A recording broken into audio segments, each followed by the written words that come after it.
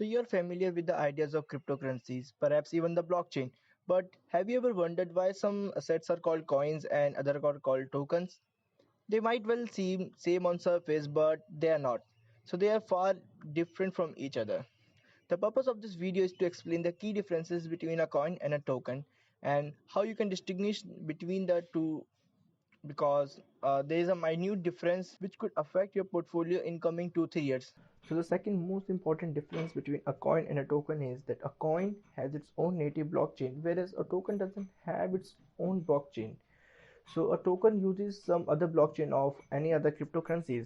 Let's take an example such as Ether. Ether has its own blockchain which is called Ethereum. So whenever a transaction took happens in Ether, so the whole data is recorded on its native blockchain which is Ethereum.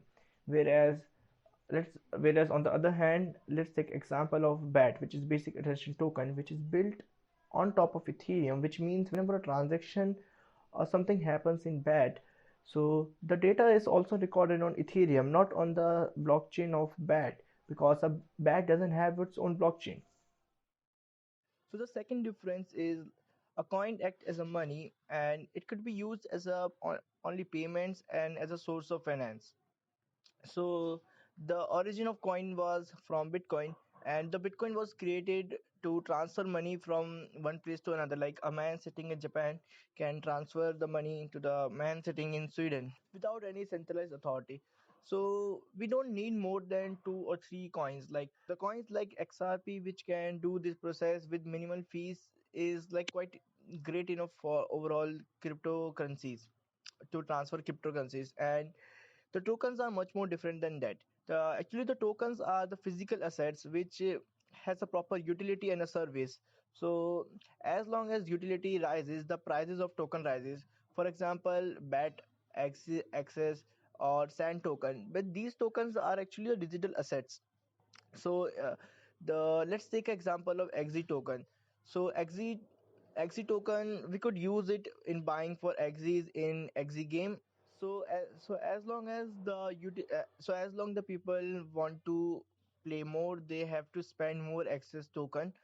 So the third difference between a coin and a token is a coin can be mined, and we can use graphic cards and miners to get the coins. So and a token cannot be mined. uh, so we have to buy tokens from ICO, which is initial crypto offering. So the let's take an example of Bitcoin. So Bitcoin is a coin which is the first coin, so it can be mined, and several other example like Dogecoin, Litecoin, Bitcoin Cash. So these all coins can be mined by using graphic cards and our mining power. Whereas there are tokens like VeChain, Axie, Sand, they cannot be mined. Let's sum up what we have learned. The difference between a coin and token isn't vast enough.